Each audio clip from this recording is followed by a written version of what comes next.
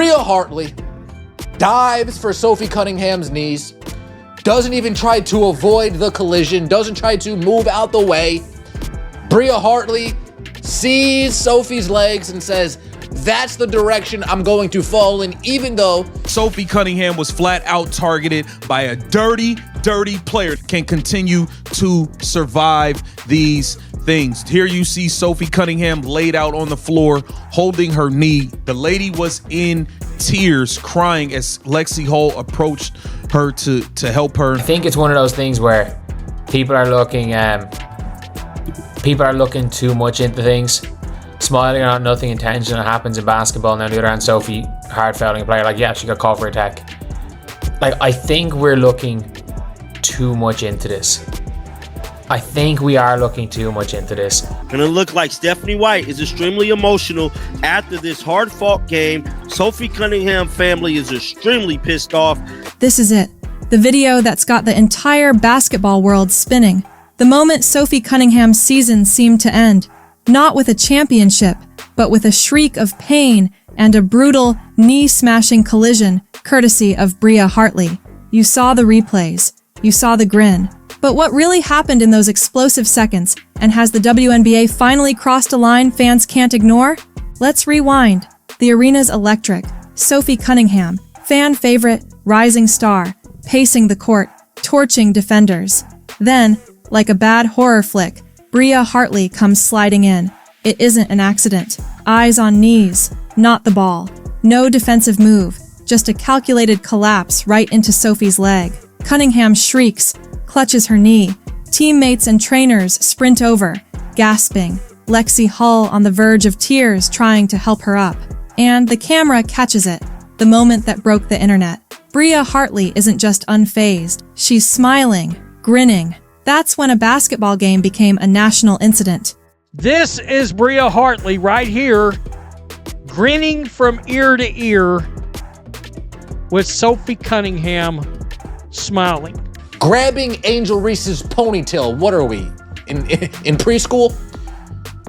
Body checking Skylar Diggins in the open court. What are we doing? Clawing at Rebecca Allen, leaving marks on her shoulder, leaving blood dripping down. They wanted to hurt Sophie. They made it their business to hurt Sophie, and that's exactly what they did, was hurt Sophie, and I'm hella mad. Paula, at WNBA, maybe you should focus less on fining players for commenting on your poor officiating and more about hiring officials that are able to call a consistent game, protect your athletes. Fans go nuclear. Twitter, Instagram, TikTok, Facebook. Every platform explodes. Dirty, ban her. Hashtag Protect Sophie trends so hard even non-sports fans join in. The outrage is contagious. Clips fly, slow-mo, close-ups, breakdowns, even meme accounts fire up. Bria Hartley's smile after the hit is this season's real villain. But if you're shocked, you haven't been paying attention. Bria Hartley's reputation is infamous. She's not just an aggressive competitor. She's got a highlight reel of cheap shots. Grabbed Angel Reese by the ponytail, like literally grabbed it. Body-checked Skylar Diggins as if she was auditioning for hockey, not hoops. Scratched, clawed Rebecca Allen until she bled. Left marks, drew serious blood. Multiple flagrant fouls in just the last 2 seasons alone. Fans call her a walking foul machine. Opponents brace for impact. When you see Hartley checking in, you know something outrageous is brewing. And it's not just players.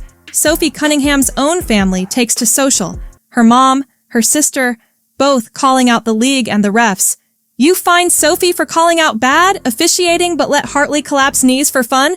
What is this, WWE? Let's talk numbers too. The Indiana Fever have already lost Caitlin Clark, their #1 superstar, to injuries and dirty play earlier this season. Now Sophie, the most charismatic player after Clark, is possibly out for months. And why? Because of reckless violence and the WNBA's total inability to protect the very stars driving ticket sales, TV ratings, and fan engagement to historic highs.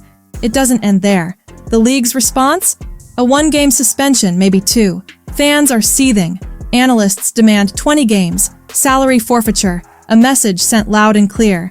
Instead, Silence. Commissioner Kathy Engelbert vanishes from interviews. No hard statements, no reforms, just a hope this outrage storm dies down by next week. But it's not dying, it's gaining strength.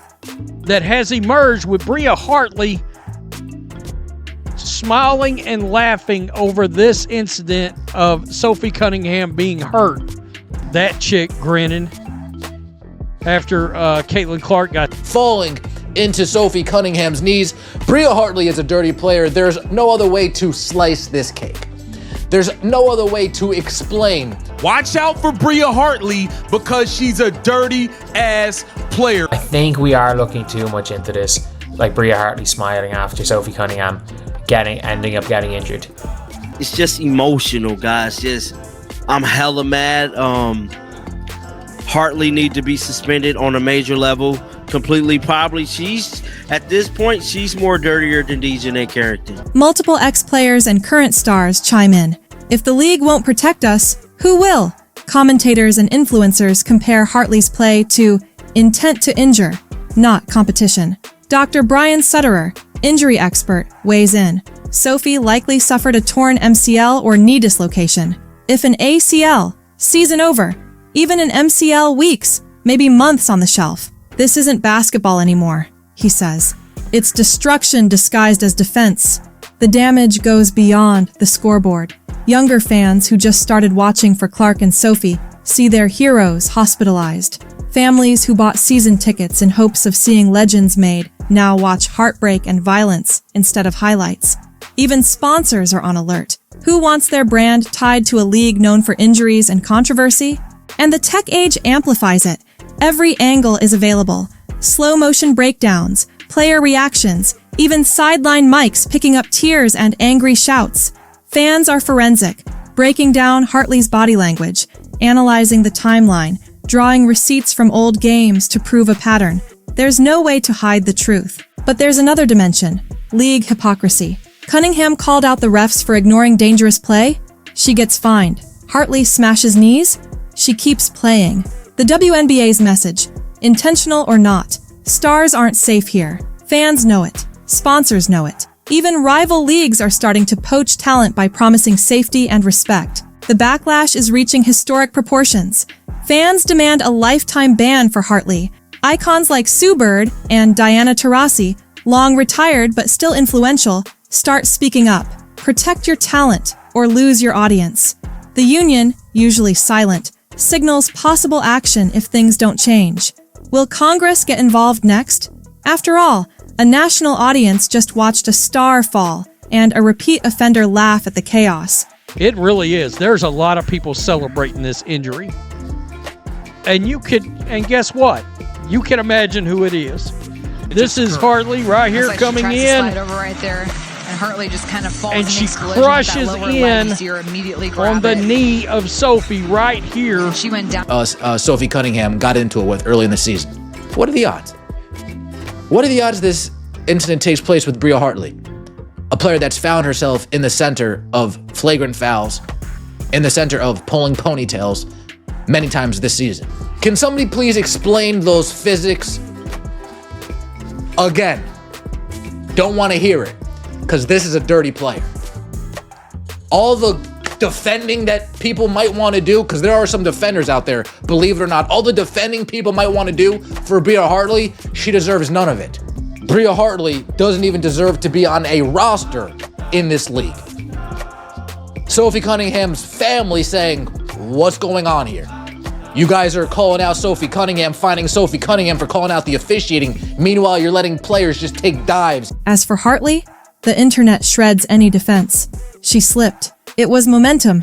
Don't judge a smile. Nope. Fans aren't buying it. They've seen too many ponytails yanked, too many tears, too many rising stars limping to the bench. Your reputation precedes you, one YouTube comment reads.